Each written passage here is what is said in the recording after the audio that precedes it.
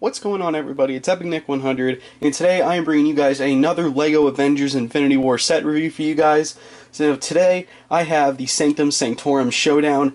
This set has a set number of 76108. It has 1,004 pieces, and this set retails for $99.99. Now, this is, from what I've seen, this is a lot of people's favorite set out of this entire wave. I agree with that to some extent, but for some reason I still really love the Guardian's new ship, the Thanos Ultimate Battle set. I don't know, that's just me. But this set is really cool. You get 5 great figures, one of them is a big fig, and there's a whole lot of playability, and this set is just so incredibly well designed. I absolutely love it. So, I think I've been rambling on for long enough, so let's get right into this review. Starting off with the figures in this set, we have Iron Spider, or Spider-Man. The actual name on the box is Iron Spider-Man, so obviously I don't think Marvel can come up with a good name either. I'm just going to call him Spider-Man. So Spider-Man here is really cool. This is an exclusive figure to the set, and it's really cool. Now, I do have one major complaint about the figure, but that's really it's just the fact that LEGO didn't do like the double molded boots like the last few Spider-Man figures that we've gotten from the MCU, but I don't know. I don't know what LEGO was thinking there. But this figure is absolutely amazing. Now, in case you guys haven't seen Spider-Man Homecoming, this is the suit that Iron Man presents to Peter Parker at the end of the movie when he's trying to get him to join the Avengers, but then Iron Man decides to stick to the ground, be the friendly neighborhood Spider-Man. But now in the Infinity War trailer, he obviously sees that big ship in the sky and joins the fight, and we see him multiple times in the trailer and in the Super Bowl spot with him wearing this suit. It's just really cool. There's a lot of nice printing on it. The head is absolutely the same. It's 100% like the same that we've gotten from like the past 3 Spider-Man figures based off of the MCU. But then he has like a new printed torso with like a dark blue spider that looks really cool with like a gold outline and stuff. It's really nice, and basically it continues on to the back. I'm not going to lift up the the apparatus like with the arms, but it's really cool that this suit carried over the arms from the comics, so it's just really cool.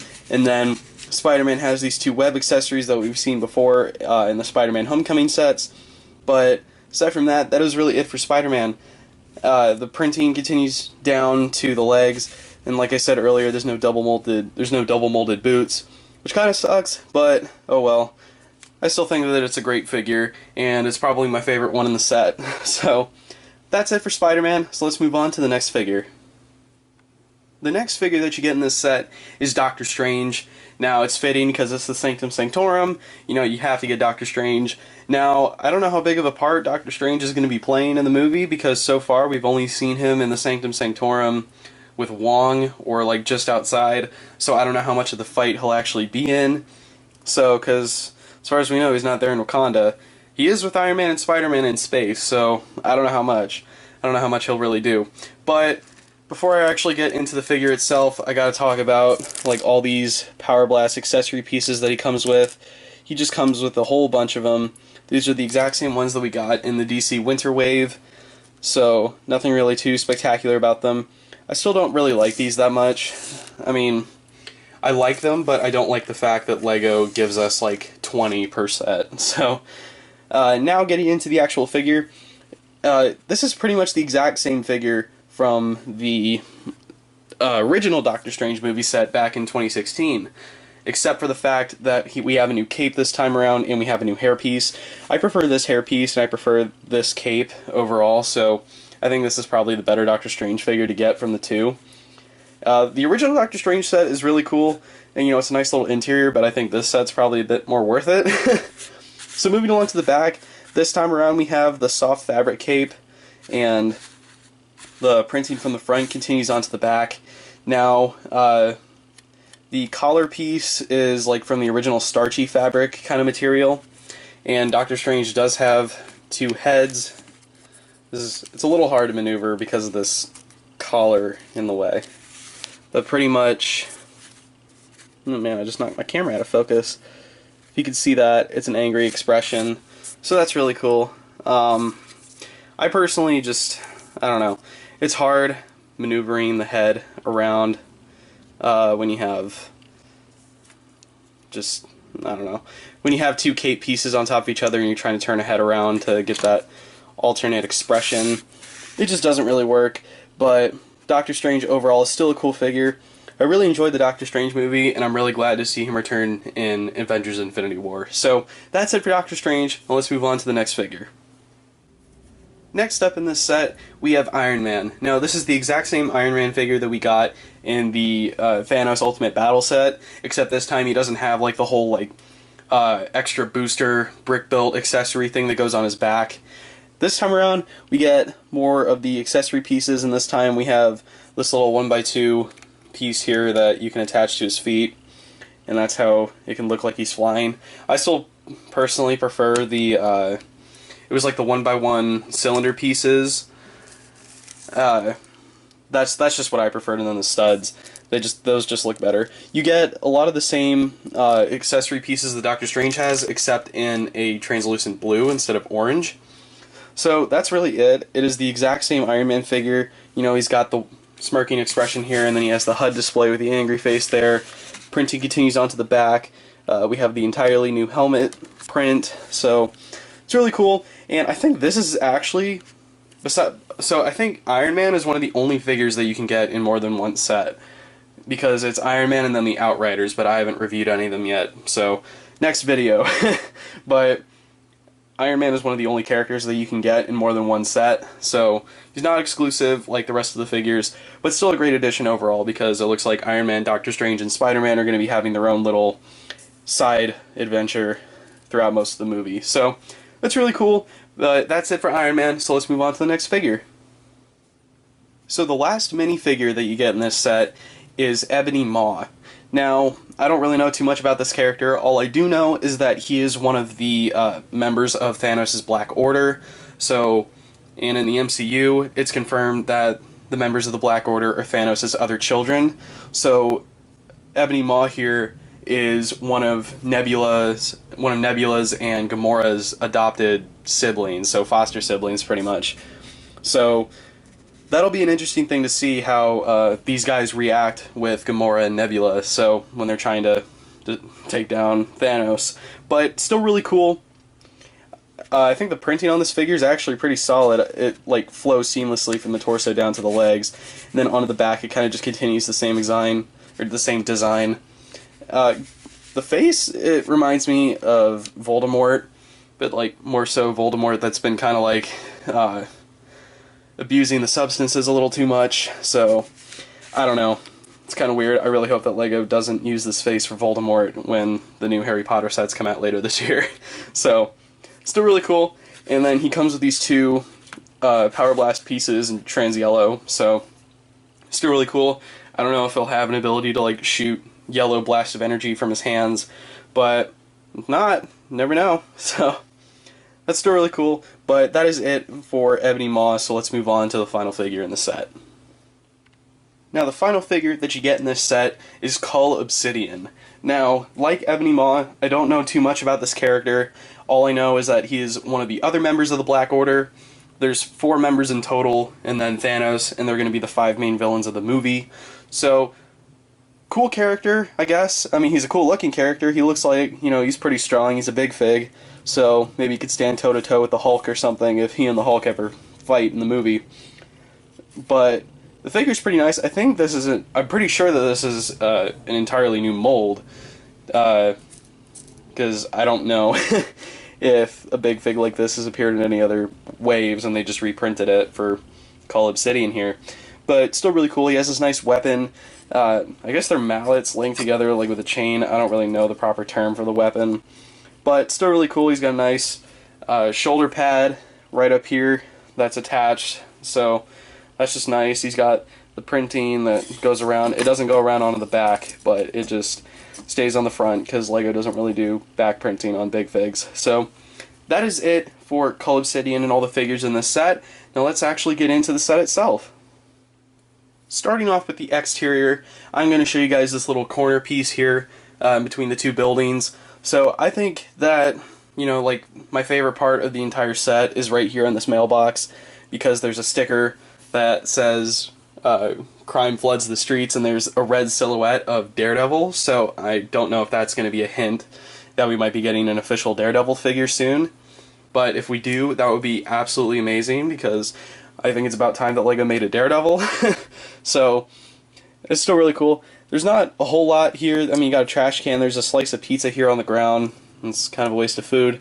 Then we got a cell phone up here, probably attached there by Spider-Man, with the web here, so we can like take pictures of the fight going on outside. Maybe he's going to try to do like one of those vlog things that he did in the Civil War opening, or in the Spider-Man Homecoming opening during Civil War. Then inside the mailbox, we just have like these newspapers here. Those are all stickers, by the way, and they were very annoying to put on. So, but that is it for the corner itself. Starting off with the Sanctum Sanctorum side of the building, I absolutely love like the amount of detail that like went into this building, and this is like my favorite part. It's the printed window for the Sanctum Sanctorum. Still really cool, and this set could actually fit in pretty well with other modular buildings if you want to put this with some modulars that you have. I personally don't have any, and I'd really like some, but it'd be really cool. So I think this would make like a great addition to your LEGO city. But the amount of detail like here on the front with like all the rivets and stuff, and then all the studs coming out to add like that more textured feel of bricks and stuff. And you got like windows up here, and I'm trying to see, there's no playability functions yet. So that is it for the front of the Sanctum Sanctorum. Starting off with the interior of the Sanctum Sanctorum, right here on the first floor, there's not really a whole lot going on down here. We just have this one axe here, and then the sword. There's a little desk with a lamp on it. And then there's this green chair where you could set down a minifigure if you want to. And then here on the side, on the outside, there's a Street 110 sticker here that's connected to this one sling ring portal to try and grab a portrait of somebody. I don't know who that's supposed to be, but that's really all that's going on the first floor.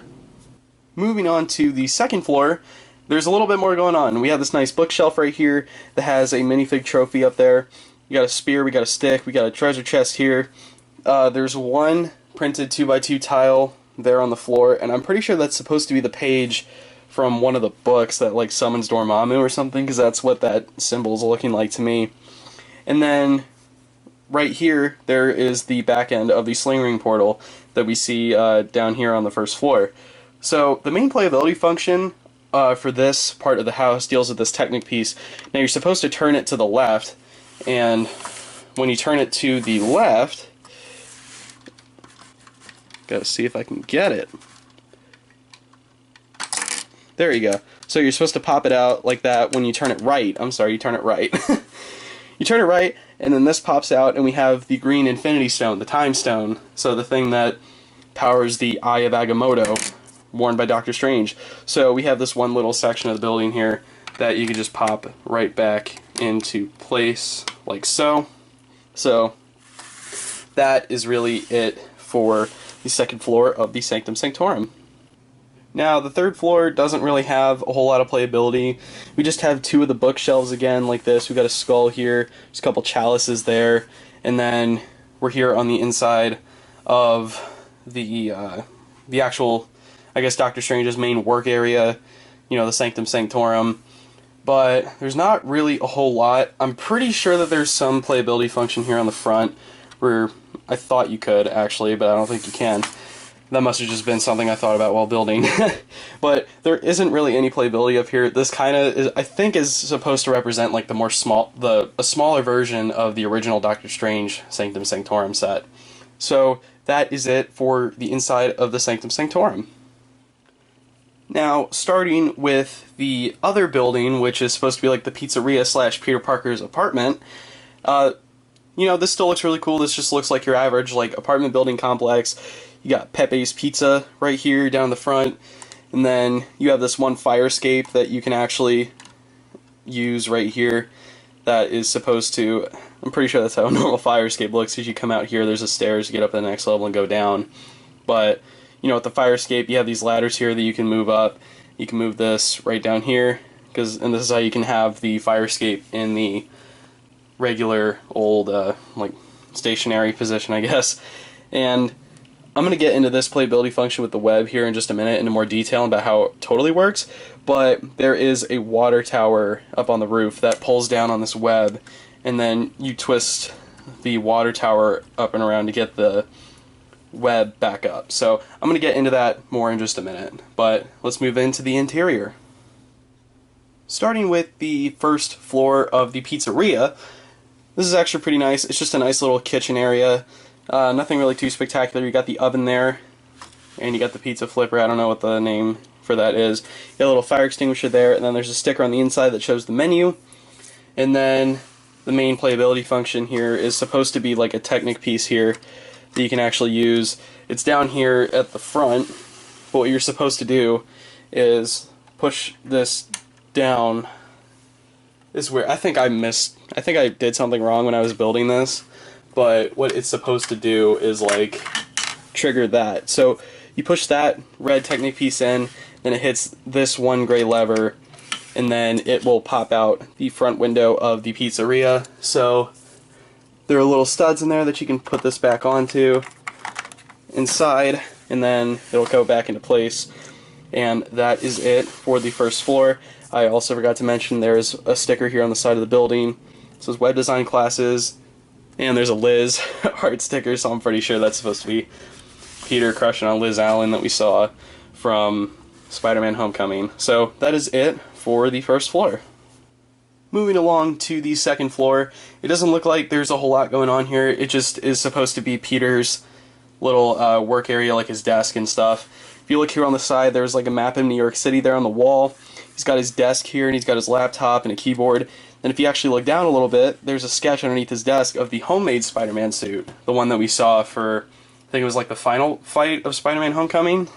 It was before he got the Tony Stark upgrade, so I think that's really cool. He's got some boxes here on the side, and there's the sticker on top says Pete's Stuff.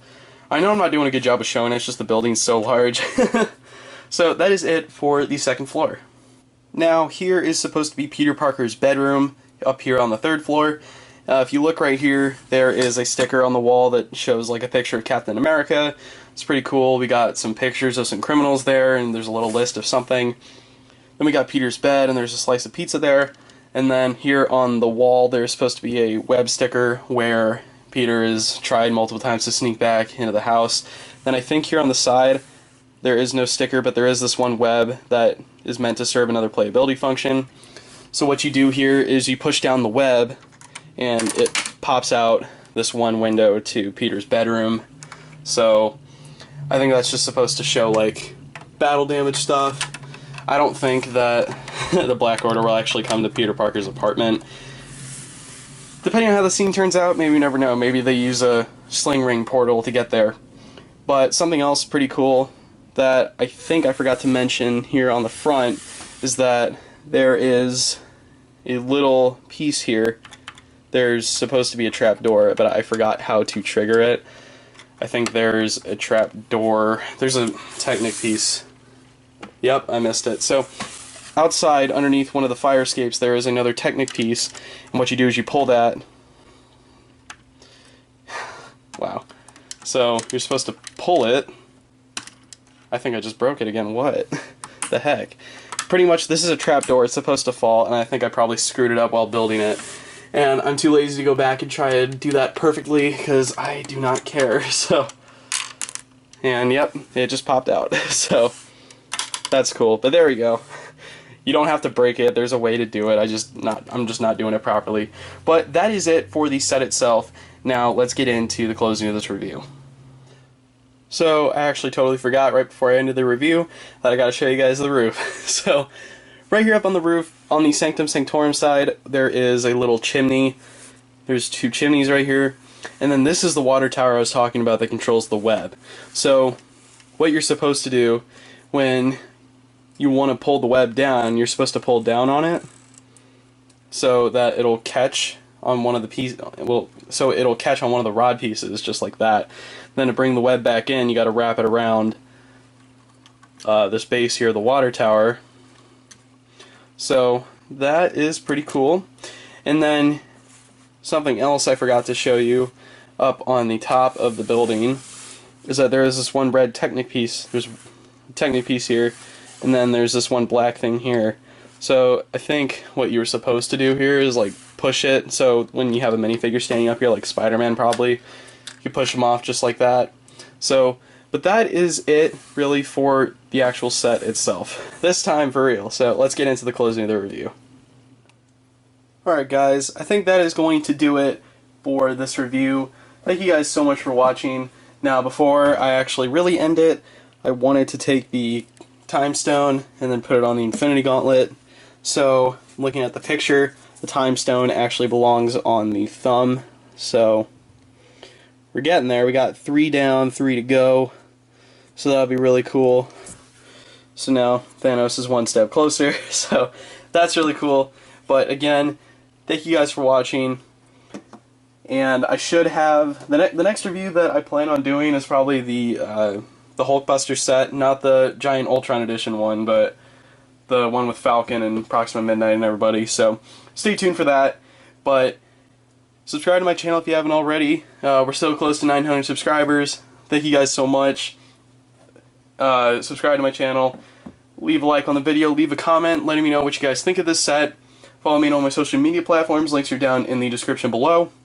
And until the next video, I'll see you guys later. Bye.